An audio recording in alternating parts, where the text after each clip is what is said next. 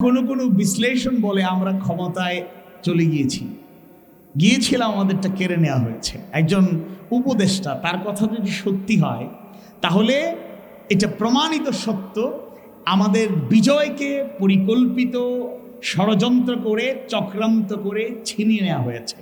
আচ্ছা, আমরা বিজয়ী হয়ে হেরে গেলাম, সমস্যা নাই, কিন্তু আমাদের সংখ্যা বেড়েছে। আমরা হারলেও মাচ পিপল, আপামর জনসাধারণের যে ভালোবাসা পেয়েছি, সমর্থন পেয়েছি, ভোট পেয়েছি, কাছে থেকে তারা যে সাহস সঞ্চার করেছে, তার থেকে বলা যায় সংখ্যায় আমরা অনেক বেশি। কিন্তু আমি আজকে ইসলামী ছাত্র শিবিরের এই আলোচনা সভা এবং ইফতার মাহফিল থেকে ছাত্র সমাজের উদ্দেশ্যে বলতে চাই, ইসলামের শিক্ষা, আল্লাহ প্রদত্ত শিক্ষা, রাসূলের দেখানো শিক্ষা হচ্ছে সংখ্যা দিয়ে বিজয় আসে না, কোয়ান্টিটি দিয়ে বিজয় আসে না। বিজয় আসে কোয়ালিটি দিয়ে, গুণ দিয়ে, যোগ্যতা দিয়ে। আল্লাহর রাসূল আর সাহাবায়ে কেরাম যারা বদরের প্রান্তরে বিজয় হওয়ার জন্য আল্লাহর নির্দেশে ঝাঁপিয়ে পড়েছিলেন, সংখ্যা ছিল কম, ৩১৩। প্রস্তুতি নেই বললেই চলে, কিন্তু এরপরও তারা বিজয়ী হয়েছেন। এর অনন্য কিছু দিক আছে, এটা বিশ্লেষণ আজকে করতে হবে। সংখ্যা কম, প্রস্তুতি কম, কিন্তু এমন কিছু প্রস্তুতি তাদের ছিল যেটা তাদেরকে বিজয়ী করেছে। আল্লাহর নির্দেশ পালন করতে তারা দ্বিধা করেন নাই, রাসূলের আনুগত্য থেকে চুল পরিমাণ সরে যান নাই। তারা দুর্বল ছিলেন, হীনবল ছিলেন। ওয়া আলা রাব্বিহিম ইয়াতাওয়াক্কালুন, তারা আল্লাহর উপর ভরসা করি তাওয়াক্কালতু আলাল্লাহ বদরের প্রান্তরে গিয়েছিলেন। ঐতিহ্যবাহী ময়দানে, ঐতিহ্যবাহী কলেজের আঙিনায় বাংলাদেশ ইসলামী ছাত্র শিবিরের আলোচনা সভা ইফতার মাহফিলে আমরা অংশগ্রহণ করতে পেরেছি, আলহামদুলিল্লাহ। অনেক স্মৃতি বিজড়িত কলেজ, অনেক স্মৃতি বিজড়িত এই ময়দান, যেখানে একসময় প্রকাশ্যে কথা বলাটা একটা চ্যালেঞ্জিং ব্যাপার ছিল, যেখানে প্রকাশ্যে প্রোগ্রাম করাটা দুঃসাধ্য ব্যাপার ছিল। যেই আঙিনায়, যেই ময়দানে দিনের কাজ করা, ইসলামী ছাত্র শিবিরের নামে কাজ করাটা অত্যন্ত কষ্টসাধ্য বিষয় ছিল। আল্লাহ তাআলা সেই কঠিন বিষয়টিকে আজকে সহজ করে দিয়েছেন, আলহামদুলিল্লাহ। এই সুন্দর আয়োজন, এই প্রোগ্রাম বাস্তবায়নে যে বা যারা আন্তরিকতার পরিচয় দিয়েছেন, সবার সর্বাঙ্গীন কল্যাণ কামনা করছি। শুকরান, জাযাকুমুল্লাহ খাইরান। আজকে 17 রমাদান 1447 হিজরি, একটি ঐতিহাসিক দিন, ঐতিহাসিক বরকতপূর্ণ মাসের ঐতিহাসিক দিন। আমরা জানি এদিন বদরের প্রান্তরে সরাসরি প্রথম যুদ্ধে মুসলিম বাহিনী বিজয় অর্জন করেছিলেন। আল্লাহ সুবহানাহু ওয়া তাআলা তৃতীয়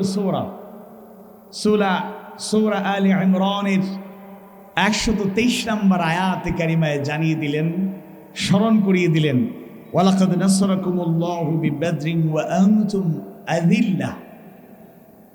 আর অবশ্যই আল্লাহ তোমাদেরকে বদরে সাহায্য করেছেন, অথচ তোমরা ছিলে হীনবল, দুর্বল, অত্যন্ত অক্ষম। ফাত্তাকুল্লাহ, সুতরাং তোমরা আল্লাহকে ভয় করো, লাআল্লাকুম তাশকুরুন, তোমরা শুকরগুজার হবে। আশা করি তোমরা শুকরগুজার হবে।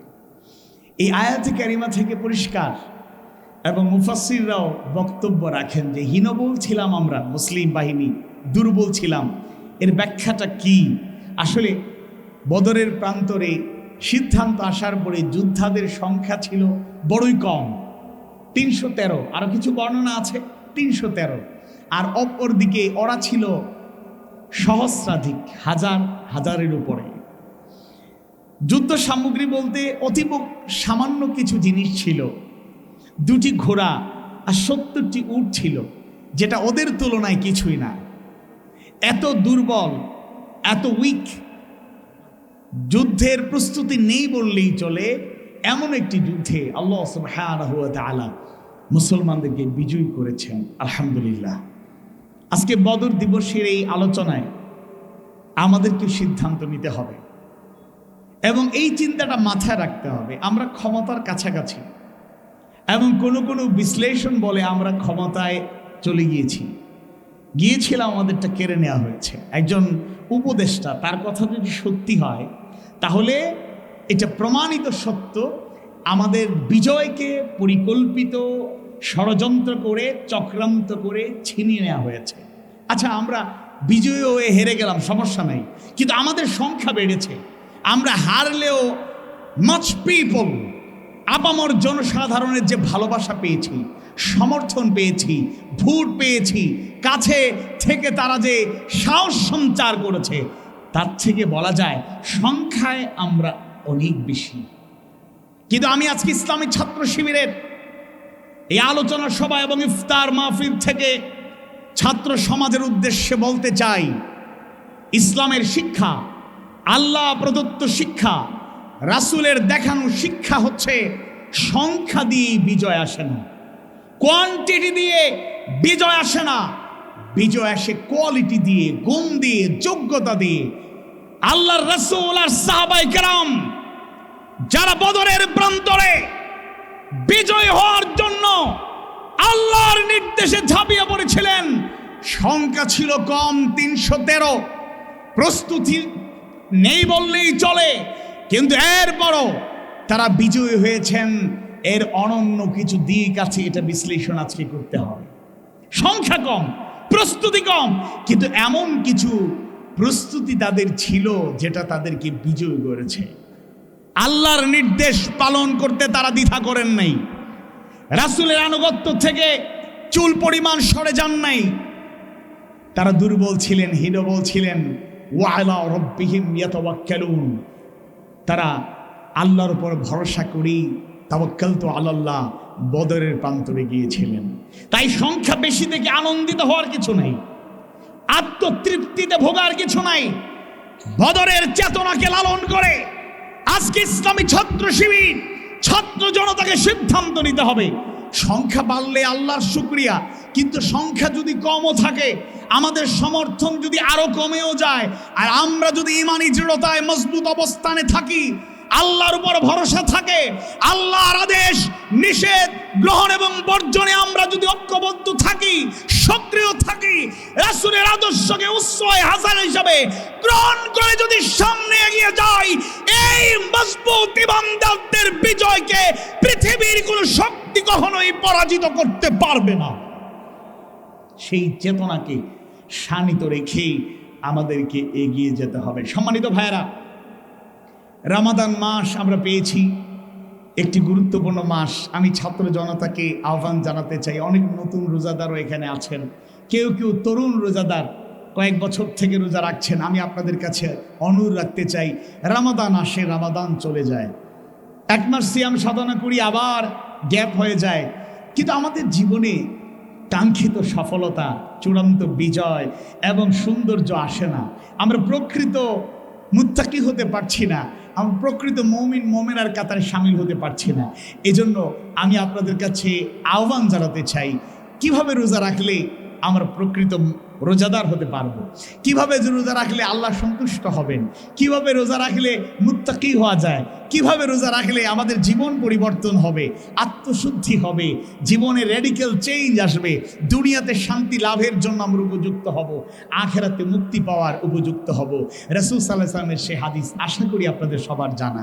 রাসূল বলেছেন, শিখিয়ে গিয়েছেন, মা সামা রমাদানা ঈমানান ওয়া ইহতিসাবান গুফিরা লাহু মা তাকাদ্দামা মিন যামবি। যে ব্যক্তি রমাদানে রোজা রাখে ঈমানের সাথে এবং ইহতিসাবের সাথে, তার অতীতের গুনাহ খাতা মাফ করে দেওয়া হয়। আমরা রোজা রাখি, সরি টু সে, অন্যভাবে নেবেন না, জাস্ট ফাস্টিং এর নাম রোজা নয়, শুধু উপোস থাকার নাম রোজা নয়। উপোস থাকা রোজার একটা অনন্য সিস্টেম এবং ফার্স্ট উপোস থাকতেই হবে। আমরা সাহারি গ্রহণ করি আর ইফতার, মাঝখানে কোনো খাওয়া দাওয়া করি না, পানি পান করি না। উপোস থাকাটা রোজার জন্য অত্যাবশ্যকীয়, কিন্তু জাস্ট ফাস্টিং এর নাম রোজা নয়, শুধু উপোস থাকার নাম রোজা নয়। আমাদেরকে ঈমানের সাথে রোজা রাখতে হবে, ইহতিসাবের সাথে রোজা রাখতে হবে। কেউ যদি ঈমানের সাথে রোজা রাখে, রোজাদার কখনো ইচ্ছে করে নামাজ ছেড়ে দিতে পারে না। কেউ যদি ইমানের সাথে রোজা রাখে, সেই রোজাদার ইচ্ছে করে ফরজ পর্দা লঙ্ঘন করতে পারে না। কেউ যদি ইমানের সাথে রোজা রাখে, ওই রোজাদার ইচ্ছে করে সে কখনো হারাম কোনো কাজ করতে পারে না, আল্লাহর আদেশ অমান্য করতে পারে না। 3 নাম্বার, অল্প কথা করে শেষ করব। আমাদের মেহমান জেলা সভাপতি চলে এসেছেন এবং আমাদের কাঙ্ক্ষিত মেহমান, আমাদের আজকের এই অনুষ্ঠানের, আজকের এই আয়োজনের প্রধান অতিথি, আমাদের এই জনপদের মাটি ও মানুষের নেতা আমিনুল ইসলাম ভাইয়া চলে এসেছে, তিনি কথা বলবেন। আমি আর 2টি কথা বলবো।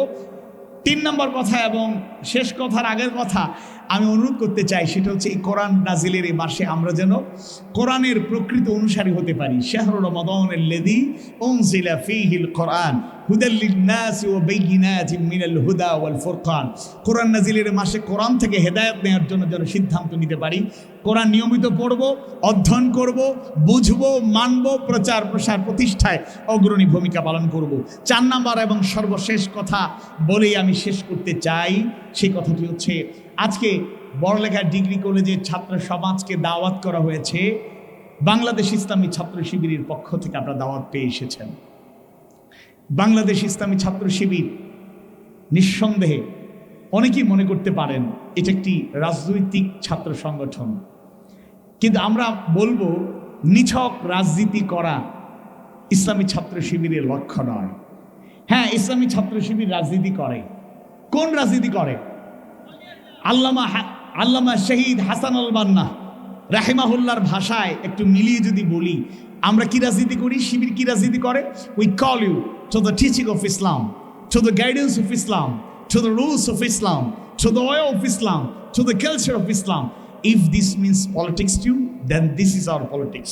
তাই আমরা এই দাওয়াতি কাজগুলো, ইসলামের দিকে ডাকা, সৌন্দর্যের দিকে আহ্বান করা, এই কাজগুলো ইসলামী ছাত্র শিবির রাজনীতি হিসেবে গ্রহণ করে দিয়েছে।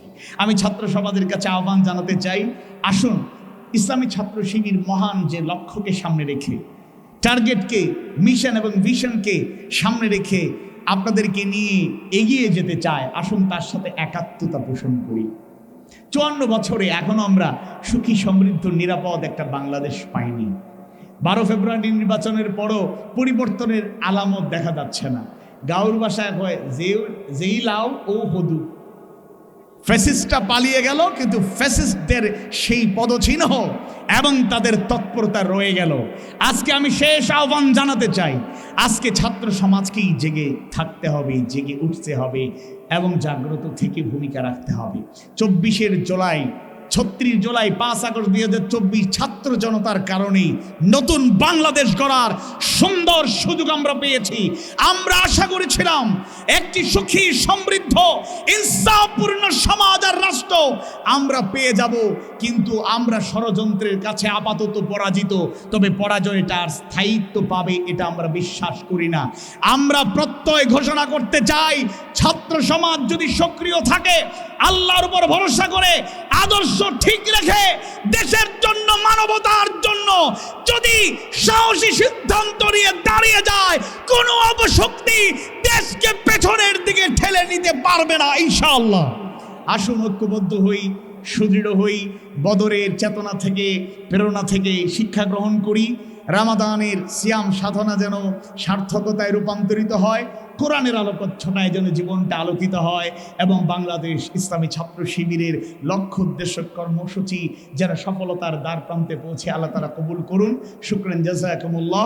ওয়াসসালামু আলাইকুম ওয়া রাহমাতুল্লাহি ওয়া বারাকাতুহু।